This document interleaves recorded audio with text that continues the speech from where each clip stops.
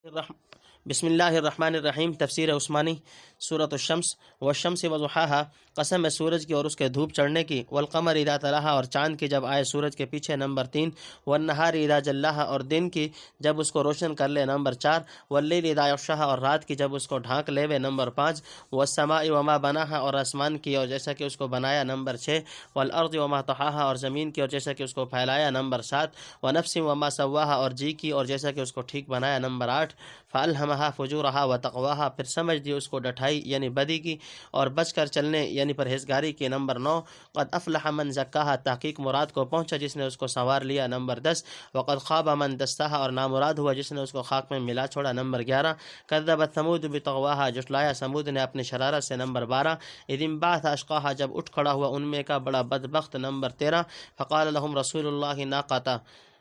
پھر کہا ان کو اللہ کے رسول نے خبردار رہو اللہ کی۔ تفسیر نمبر 3، مخلوقات کی قسمیں یعنی سورج غروب ہونے کے بعد جب اس کی چاندنی پھیلے، نمبر 4، یعنی جب دن میں سورج پوری روشنی اور صفائی کے ساتھ جلوہ گر ہو، نمبر 5، یعنی جب رات کی تاریکی خوب چھا جائے اور سورج کی روشنی کا کچھ نشان دکھائی نہ دے، نمبر 6، یعنی جس شان و عظمت کا اس کو بنایا، اور بعض کے نزدیک ما بناہا سے مراد اس کا بنانے والا ہے، نمبر 7، یعنی جس حکمت سے اس کو پھیلا کر مخلوق کی بود و باش کے قابل کیا، یہاں بھی بعض نے وما طحاہا سے اس کا پھیلانے والا مراد لیا ہے، نمبر 8، کہ اعتدال مزاج کا اور حواس ظاہری و باطنی اور قوائے طبعیہ اور حیوانیہ اور نفسانیہ سب اس کو دیا اور نیکی بدی کے راستوں پر چلنے کی استعداد رکھی، نمبر 9، آدمی کو فجور اور تقوی کی سمجھ دی گئی ہے، یعنی اول تو اجمالی طور پر عقل سلیم اور فطرت صحیحہ کے ذریعے سے بھلائی برائی میں فرق کرنے کی سمجھ دی، پھر تفصیلی طور پر انبیاء اور رسول کی زبانی کھول کر بتلا دیا کہ یہ راستہ بدی کا اور یہ پرہیزگاری کا ہے، اس کے بعد قلب میں جو نیکی کا رجحان یا بدی کی طرف میلان ہو، ان دونوں کا خالق بھی اللہ تعالی ہے، گو القاء اول میں فرشتہ واسطہ ہوتا ہے اور ثانی میں شیطان، پھر وہ رجحان و میلان کبھی بندہ کے قصد اختیار سے مرتبہ عزم تک پہنچ کر صدور فعل کا ذریعہ بن جاتا ہے، جس کا خالق اللہ اور کاسب بندہ ہے، اسی کسب خیر و شر پر مجازات کا سلسلہ بطریق تسبیب قائم ہے، وهذه المسألة من معضلات المسائل وتفصيلها يطلب من موزانها ونريد أن نفرد لها جزءا ان ساعدنا التوفیق واللہ الموفق والمعین، نمبر 10، تزکیہ نفس ہی کامیابی ہے، نفس کا سنوارنا اور پاک کرنا یہ ہے کہ قوت شہویہ اور قوت غضبیہ کو عقل کے تابع کرے اور عقل کو شریعت الہی کا تابع دار بنائے تاکہ روح اور قلب دونوں تجلی الہی کے روشنی سے منور ہو جائیں، نمبر 11، نفس کی اطاعت نامرادی،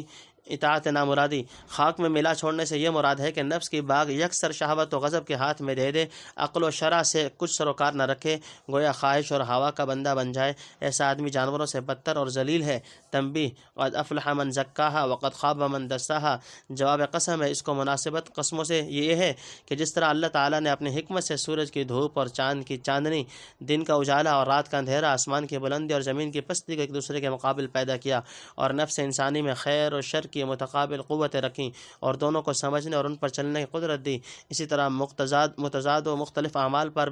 مختلف ثمرات و نتائج مرتب کرنا بھی اسی حکیم مطلق کا کام ہے، خیر و شر اور ان دونوں کے مختلف آثار و نتائج کا عالم میں پائے جانا بھی حکمت تخلیق کے اعتبار سے ایسا ہی موضوع مناسب ہے جیسے اندھیرے اور اجالے کا وجود، نمبر 12، جیسے سمود نے جھٹلایا یعنی حضرت صالح علیہ السلام کو جھٹلایا، یہ وقت خواب من دسا کی ایک مثال عبرت کے لیے بیان فرما دی، سورہ اعراف وغیرہ میں یہ قصہ مفصل گزر چکا ہے، نمبر 13، یہ بدبخت قزار ابن سالف تھا، اللہ وسقیاہا، اونٹنی سے اور اس کے پانی پینے کی باری سے، نمبر 1، فکذبوہ فعقروہا، پھر انہوں نے جھٹلایا اس کو، پھر پاؤں کاٹ ڈالے اس کے، فدمدم علیہم ربہم بذنبہم فسواہا، پھر الٹ مارا ان پر یعنی ان کو ان کے رب نے بسبب ان کے گناہوں کے پھر برابر کر دیا سب کو، نمبر 2، ولا یخاف عقباہا، اور وہ نہیں ڈرتا پیچھا کرنے سے، نمبر 3۔ تفسیر نمبر 1، حضرت صالح علیہ السلام کی تنبیہ، یعنی خبردار اس کو قتل نہ کرنا اور نہ اس کا پانی بند کرنا، پانی کا ذکر اس لیے فرمایا بظاہر اسی سبب سے وہ اس کے قتل پر آمادہ ہوئے تھے، اور اللہ کی اٹھنی اس اعتبار سے کہا کہ اللہ نے اس کو حضرت صالح علیہ السلام کی نبوت کا ایک نشان بنایا تھا اور اس کا احترام واجب کیا تھا، یہ قصہ پہلے اعراف وغیرہ میں گزر چکا، نمبر 2، اونٹنی کے لیے پاؤں کاٹ ڈالے، حضرت صالح علیہ السلام نے فرمایا تھا وَلَا تَمَسُّوهَا بِسُوءٍ فَيَأْخُذَكُمْ عَذَابٌ أَلِيمٌ، اس اونٹنی کو برائی سے ہاتھ نہ لگانا ورنہ سخت دردناک عذاب میں پھنس جاؤ گے۔ ان لوگوں نے اس بات کو جھوٹ سمجھا، پیغمبر کی تکذیب کی اور اونٹنی کو ہلاک کر ڈالا۔ آخر وہی ہوا جو حضرت صالح علیہ السلام نے کہا تھا، اللہ تعالیٰ نے سب کو مٹا کر برابر کر دیا۔ نمبر 3، پھر اللہ نے ان کو الٹ مارا، یعنی جیسے بادشاہان نے دنیا کو کسی بڑی قوم یا جماعت کی سزا دہی کے بعد احتمال ہوتا ہے کہ کہیں ملک میں شورش برپا نہ ہو جائے یا انتظام ملکی میں خلل نہ پڑے، اللہ تعالیٰ کو ان چیزوں کا کوئی اندیشہ نہیں ہو سکتا۔ ایسی کون سی طاقت ہے جو سزا یافتہ مجرموں کا انتقام لینے کے لیے اس کا پیچھا کرے گی؟ الیاذ باللہ۔ سورۃ اللیل نمبر 4، دن رات اور نر اور مادہ کی قسم، یعنی جس طرح دنیا میں رات اور دن، نر اور مادہ مختلف و متضاد چیزیں پیدا کی گئی ہیں، تمہارے اعمال اور کوششیں بھی مختلف و متضاد پھر ان مختلف اعمال و مصائب پر ظاہر ہے۔ یہ سورۃ اللیل تھوڑا سا غلطی سے شروع ہو گیا، سورۃ الشمس اختتام کو پہنچی۔